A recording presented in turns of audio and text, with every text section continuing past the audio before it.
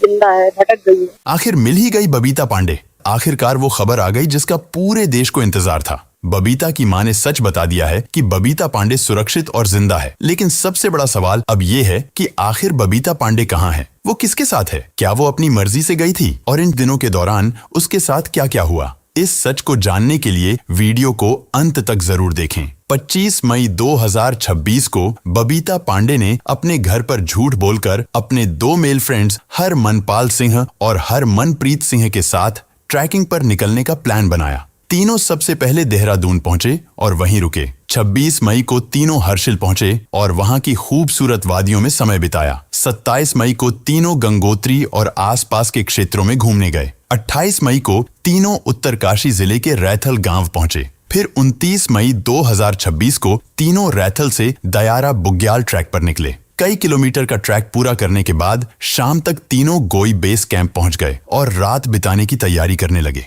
रात करीब 11:30 पर बबीता टेंट से बाहर निकली। एक पेड़ के पास बैठकर मोबाइल पर म्यूजिक सुनने लगी। टेंट में दोनों दोस्त सो गए थे। रात करीब 1:30 पर बबीता बिना कोई निशान छोड़े अचानक गायब हो गई। जब सुबह हरमनपाल सिंह और हरमनप्रीत सिंह की नींद खुली तो उन्हें पता चला कि बबीता टेंट से गायब है। उसका फोन भी बंद हो चुका था। फिर हरमनपाल सिंह और हरमनप्रीत सिंह ने तुरंत उसे आसपास ढूंढना शुरू किया। आसपास मौजूद अन्य ट्रैकर्स और टेंट में रुके लोगों से भी पूछताछ की, लेकिन किसी को भी बबीता के बारे में कोई जानकारी नहीं थी। उस दिन करीब 95 से ज्यादा लोग वहां ट्रैकिंग पर मौजूद थे और लगभग 30 से ज्यादा टेंट लगे हुए थे। हर कोई हैरान था कि इतनी बड़ी भीड़ के बीच कोई लड़की अचानक कैसे गायब हो सकती है। इसके बाद हरमनपाल सिंह और हरमनप्रीत सिंह ने तुरंत स्थानीय पुलिस को सूचना दी और साथ ही हरमनपाल सिंह ने बबीता की दोस्त अदिति को कॉल करके बताया कि बबीता कहीं नहीं मिल रही है। हमने हर जगह ढूंढ लिया लेकिन उसका कोई पता नहीं चल रहा है। जब अदिति को यह जानकारी मिली तो उसने तुरंत बबीता की मां को फोन किया और बताया कि बबीता के साथ ट्रेक पर गए हरमनपाल सिंह का कॉल आया था और वह कह रहा है कि बबीता लापता है। यह सुनते ही मां के पैरों तले जमीन खिसक गई। उनका रो रोकर बुरा हाल हो गया और घर में अचानक मातम जैसा माहौल बन गया। परिवार को सबसे ज्यादा झटका इस बात से लगा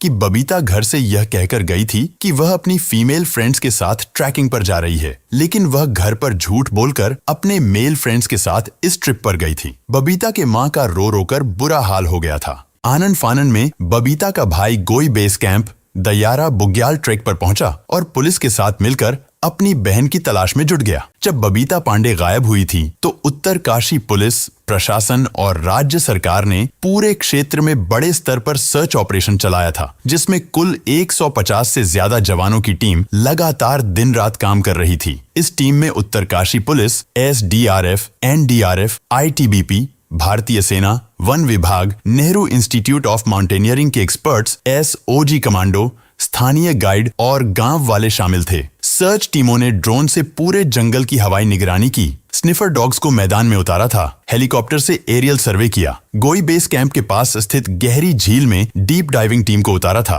आसपास की खाइयों, गुफाओं, घने जंगलों और 5 से 15 किलोमीटर तक के पूरे इलाके में पैदल फुट सर्च की गई। हर तरह से उसकी तलाश की जा रही थी, लेकिन इतनी गहन और गहरी तलाश के बावजूद न तो उसका कोई कपड़ा मिल रहा था, न चप्पल, न पैरों के निशान, न खून के धब्बे, न कोई सामान, न जानवर के खाने के कोई निशान और न ही उसकी लाश। इतनी गहन तलाशी के बावजूद जब कुछ भी नहीं मिला तो स्थानीय लोग दावा करने लगे कि बबीता को परियां अपने साथ ले गई होंगी। यहाँ दयारा बुग्याल और आसपास के इलाकों में परियों की कहानियां बहुत पुरानी और प्रचलित हैं। लोग कहते हैं कि इस घने जंगल और खूबसूरत बुग्याल में परियां रहती हैं जो कभी कभी सुंदर और अनुभवी लड़कियों को अपने लोक में ले जाती हैं। जब ये सब अफवाहें तेजी से फैल रही थीं, तो बबीता की मां और उसका भाई हर्षित परेशान होकर उत्तराखंड के नैनीताल के रामनगर क्षेत्र के लोकप्रिय बौखनाग देवता के पास पहुंचे। बबीता की मां ने बौखनाग देवता के पास जाकर पूजा अर्चना की, रो रो कर प्रार्थना की और अपनी बेटी की सलामती की कामना की।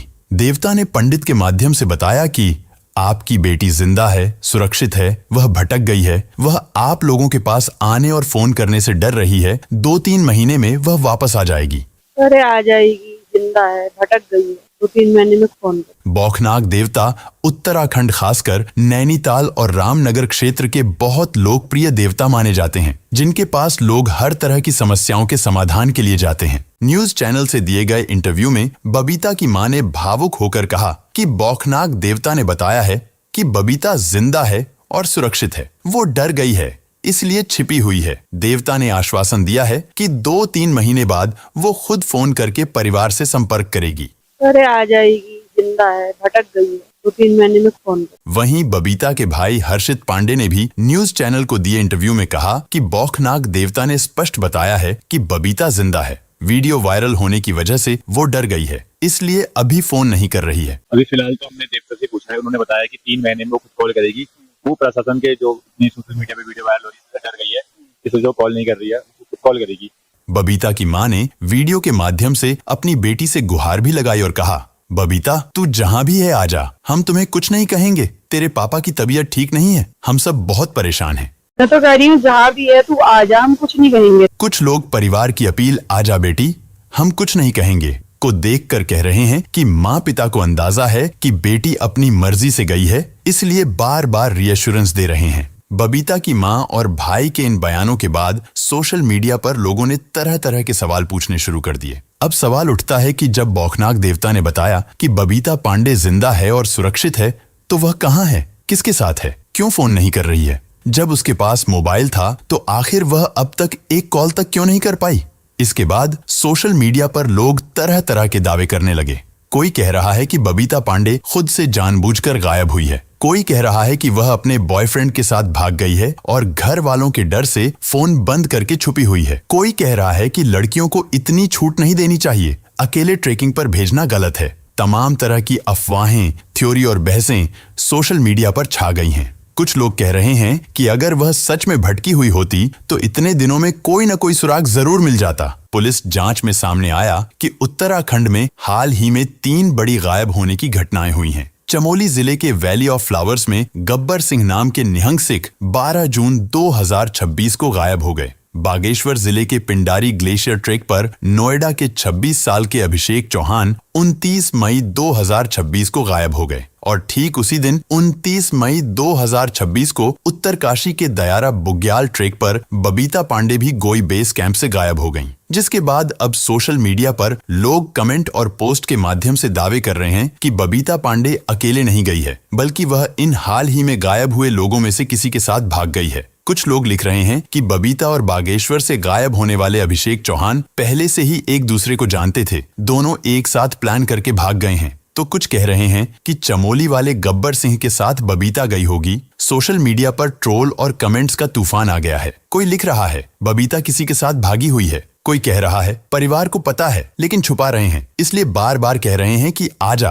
कुछ नहीं कहेंगे। कुछ यूजर्स तो ये भी दावा कर रहे हैं कि बबीता किसी लड़के के साथ नई जिंदगी शुरू करने चली गई है, इसलिए न फोन कर रही है न कोई निशान छोड़ी है। ये थ्योरी तेजी से वायरल हो रही है। लोग कह रहे हैं कि अगर बबीता सच में भटक गई या किसी हादसे का शिकार होती तो अब तक कोई न कोई सुराग जरूर मिल जाता, लेकिन कुछ भी नहीं मिला। इसीलिए अब ज्यादातर लोग मान रहे हैं कि बबीता जानबूझकर किसी के साथ गायब हुई है। परिवार की तरफ से लगातार अपील की जा रही है कि बबीता जहां भी हो घर आ जाओ, हम तुम्हें कुछ नहीं कहेंगे। मैं तो कह रही हूँ जहाँ भी है तू आजा, हम कुछ नहीं कहेंगे। लेकिन सवाल अभी भी बरकरार है, आखिर बबीता पांडे है कहाँ? क्या वह सच में किसी लड़के के साथ अपनी खुशी की जिंदगी जी रही है? क्या वह डर के मारे छुपी हुई है? देवता ने कहा जिंदा है, परिवार हताश है, पुलिस जांच कर रही है, सोशल मीडिया पर तूफान है, लेकिन बबीता अभी तक गायब ही है। लोग पूछ रहे हैं अगर बबीता सच में जिंदा और सुरक्षित है तो अब तक फोन क्यों नहीं किया? वो किस बात से डर गई है? वो किसके साथ है? अगर वो अपनी मर्जी से गई है तो परिवार को पहले क्यों नहीं बताया? और अगर वो डर के मारे छिपी हुई है तो आखिर डर किस बात का है? माँ और भाई के देवता वाले बयान के बाद अब पूरे देश में बहस छिड़ गई है।